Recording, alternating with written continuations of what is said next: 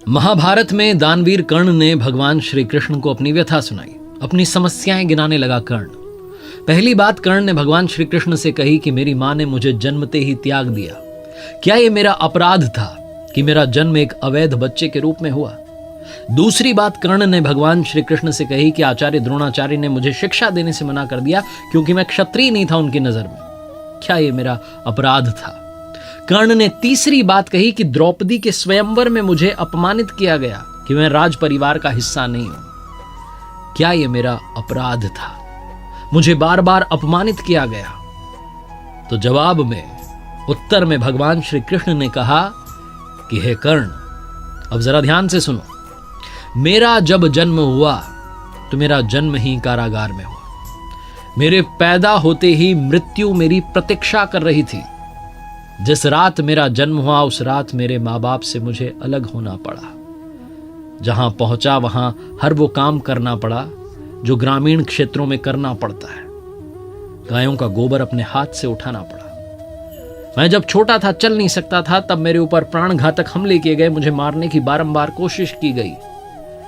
ना मेरे पास शिक्षा थी, ना गुरुकुल था बचपन में, ना कोई महल था, ना कोई विशाल सेना थी, लेकिन तब भी मेरा मामा मुझे अपना सबसे बड़ा शत्रु मानता था। और जरासंध के प्रकोप की वजह से फिर मुझे यमुना पार से चलकर समुद्र किनारे द्वारका में जाकर बसना पड़ा, अपने परिवार को ले जाकर। मेरे भी जीवन में चुनौतियां लगातार रहीं, अन्याय होता रहा।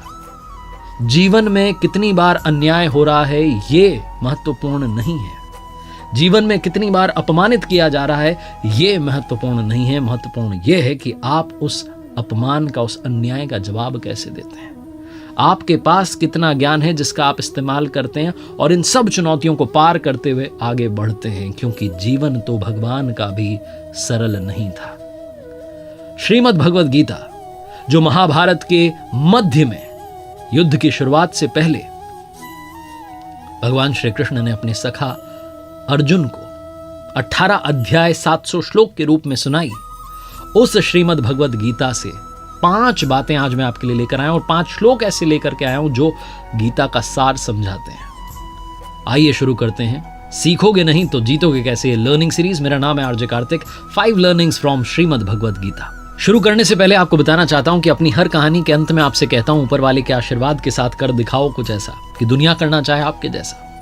शास्त्रों को पढ़ने की बात आपसे अक्सर करता हूं और मैं खुद हमारे गुरुदेव परमहंस स्वामी श्री अड़गड़ानंद जी महाराज की यथार्थ गीता को रोज पढ़ता हूं। यथार्थ गीता के जरिए समझने की कोशिश करता हूं, अध्यात्म की दुनिया में प्रवेश करने की कोशिश करता हूं। पहली लर्निंग जिसके बारे में मैं बात करना चाहता हूं, हम सभी को पता है कि भगवान के दर्शन कब होंगे, वो प्रकट कब होंगे, क्योंकि गीता में एक श्लोक है जिसे हम सब ने बचपन से सुना है और याद हो गया है।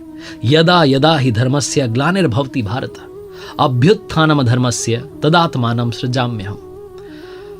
चतुर्थ अध्याय का श्लोक नंबर 7 जो बताता है कि भगवान दर्शन कब देंगे, प्रकट कब होंगे। इसका हिंदी अर्थ निकालेंगे तो निकलता है कि जब जब धर्म की हानि होगी, जब जब अधर्म बढ़ने लगेगा, तब तब मैं अपने स्वरूप को रचने लगूंगा। इस दुनिया में ऐसा कौन सा समय है जब संकट नहीं होता? ऐसा कौन सा समय है जब अधर्म नहीं बढ़ता है? तो क्या भगवान प्रकट हो जाते हैं?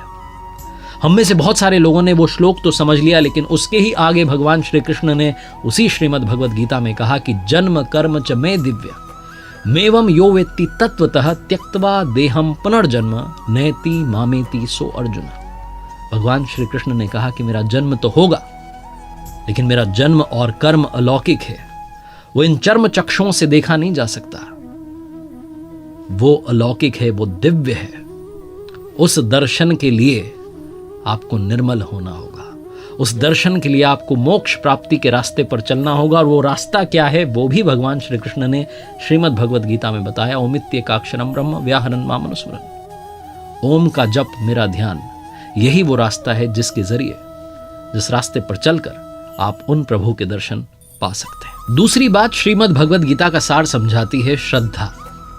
प्रभु के दर्शन करने हैं, उस रास्ते पर चलना है तो श्रद्धा बहुत आवश्यक है। भगवान श्री कृष्ण ने चतुर्थ अध्याय में श्लोक 39 में कहा, श्रद्धावान लभते ज्ञानम तत्परः संयतेन्द्रियः ज्ञानम लब्ध्वा पराम शांति म चिरेणाधिगच्छति। वो कहते हैं कि श्रद्धा रखने वाले मनुष्य जो हैं, जो अपनी इंद्रियों पर संयम रखते हैं, जो तत्परता से अनन्य भाव से मेरी साधना करते हैं, वो मुझे यानी परम शांति को प्राप्त होते हैं। भगवान श्री कृष्ण ने आगे श्रीमद् भगवद गीता में 9वें अध्याय में श्लोक 26 में एक बात और कही कि पत्र पुष्प फल जल जो भी अर्पण कर रहा है श्रद्धा भाव से, उसे मैं प्रेम सहित स्वीकार करता हूं। और कहा है कि भाव बस्य भगवान सुख निधान करुणा भवन। वो सुख के भंडार हैं, वो करुणामयी हैं, लेकिन वो भाव के वश में हैं। जहां भाव है वहां भगवान है। ये दूसरी जो लर्निंग है सिखाती है कि श्रद्धा के साथ, समर्पण के साथ उस परमात्मा की पूजा करना बहुत जरूरी है। जहां आपका भाव डगमगाया कि काम नहीं बन रहा है, आप कहीं और चला जाता हूं, किसी और दरवाजे को खटखटाता हूं, वहीं सारा खेल गड़बड़ हो जाता है। इसलिए श्रद्धा में कमी मत आने देना। तीसरी बड़ी बात जो समझने वाली और सीखने वाली है श्रीमद् भगवद गीता में 6ठे अध्याय के 5वें श्लोक में भगवान श्री कृष्ण ने कहा, उद्धरेदात मनात्मानम नात्मानम वसादयेत आत्मेव ह्यात्मनो बंधुरात्मेव रिपुरात्मना। हिंदी अनुवाद अगर करें इस श्लोक का तो निकलता है कि अपने द्वारा अपना इस संसार सागर से, समुद्र से उद्धार करें और अपने को अधोगति में ना डालें। भगवान श्री कृष्ण कहते हैं क्योंकि पार्थ, हम स्वयं अपनी आत्मा के मित्र हैं और शत्रु हैं। और थोड़ा समझें तो आत्मना अपने द्वारा, आत्मानम अपने आप का, उद्धरेत उद्धार करें, आत्मानम अपने आत्मा को अधोगति में ना पहुंचावें, ये कहने का अर्थ है। और इसका सीधा मतलब अगर आप अपने जीवन में निकालें, इंसान मनुष्य जहां कहीं है, जो कुछ कर रहा है, उसका जिम्मेदार सिर्फ और सिर्फ स्वयं है। हम अपने कर्म द्वारा अपनी नियति को निर्धारित करवाते हैं। हम ही अपनी आत्मा के सबसे अच्छे मित्र हैं और हम ही अपनी आत्मा के सबसे बड़े शत्रु। हम विकारों में फंस करके, मोह में, लोभ में, काम, क्रोध, इन सब में फंस करके अपने आप को गलत रास्ते पर ले जा रहे होते हैं। हमारी आत्मा को पता होता है कि हम गलत रास्ते पर जा रहे हैं, लेकिन चले जाते हैं उन विकारों के पीछे। हमारे पास ही ऑप्शन है कि हम अपनी आत्मा का सबसे अच्छा मित्र बने, सबसे अच्छा दोस्त बने और इस संसार सागर से पार चलें। पार चलने की प्रक्रिया क्या है वो मैंने आपको पहली लर्निंग में अभी बताई। अब चौथी बात आती है कि भगवान को सबसे प्रिय कौन लगता है, उनका सबसे प्यारा भक्त कौन है। तो ये भी उन्होंने बताया श्रीमद् भगवद गीता के 12वें अध्याय के श्लोक नंबर 15 में। उन्होंने कहा कि यस्मान्नो द्विजते लोको लोकान्नो द्विजते च यह हर्षामर्ष भयोद्वेगेर मुक्तो यह सच में प्रिय।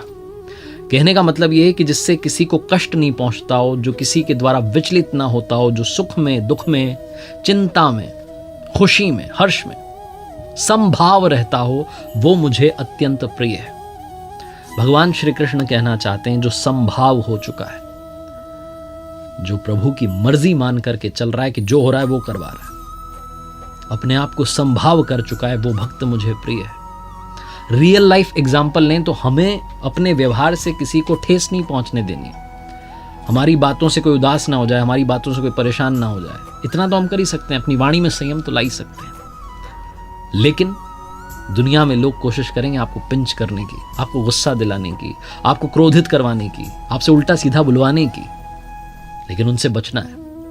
जब हम ड्राइव कर रहे होते हैं, सड़क पर होते हैं, रॉन्ग साइड से कोई चला आ रहा होता है, पी करके चला रहा होता है, धुन में चला रहा होता है, उससे अपनी गाड़ी बचाना, अपनी जान बचाना भी हमारी जिम्मेदारी है। बस इतनी सी बात है। और अंत में सबसे महत्वपूर्ण बात, जब आपको लगे कि सारे रास्ते बंद हो गए, अब तो कुछ समझ में ही नहीं आ रहा क्या करना है, तो इसका भी सल्यूशन दे दिया। 18वें अध्याय के श्लोक 66 में भगवान श्री कृष्ण ने कहा, सर्वधर्मान परित्यज्य मामेकम शरणं व्रज अहम त्वाम सर्व पापेभ्यो मोक्ष यष्यामि मा शुचः। कहने का मतलब कि सभी धर्मों को छोड़ करके मेरी शरण में आ जाओ, मैं तुम्हें सभी पापों से मुक्त कर दूंगा। इसमें कोई संदेह नहीं है, कोई शंका नहीं है। और धर्मों से मतलब है कि जो कुछ आप कर रहे हैं, जिस किसी श्रेणी के आप साधक हैं, जिस किसी तरीके से पूजा अर्चना आराधना में लगे हैं, उन सबको त्याग करके सिर्फ मेरी शरण में आ जाओ, अनन्य भाव से मेरी भक्ति में लग जाओ, तुम्हें मोक्ष तक पहुंचा दूंगा। इसमें कोई संदेह नहीं है। भगवान श्री कृष्ण की वाणी है। 18वां अध्याय है, 66वां श्लोक है, 700 श्लोक गीता में है। अगर आप रोजाना 5-5 भी पढ़ें तो बड़ा अच्छा, 10-10 पढ़ लें तो 70 दिन में आप एक बार गीता की आवृत्ति कर सकते हैं। और जितनी बार आप श्रीमद् भगवद गीता को पढ़ेंगे उतनी बार आप कुछ नया सीखेंगे, और जितनी बार आप पढ़ेंगे उतनी बार आपका मन करेगा उस रास्ते पर चलने का, और आप धीरे धीरे चलना शुरू करेंगे। और एक बार चलना शुरू कर दिया तो फिर पीछे मुड़ने की जरूरत नहीं पड़ेगी। अपने आप वो आपकी जिम्मेदारी, आपके योगक्षेम की जिम्मेदारी अपने कंधों पर उठा लेंगे। तो अगर आपको अपने जीवन में सही रास्ता चुनना है तो वो रास्ता श्रीमद् भगवद गीता में बताया गया है। एक बार फिर से वही बात कहूंगा जो अक्सर आपसे कहता हूं, ऊपर वाले के आशीर्वाद के साथ, अपनी मेहनत और अपने परिवार के प्यार के साथ कर दिखाओ को जैसा कि दुनिया करना चाहे आपके जैसा। देखिए मेरे साथ हर सोमवार सुबह 9:30 बजे एक नई कहानी और हर शुक्रवार सुबह 9:30 बजे लर्निंग सीरीज का एक नया वीडियो।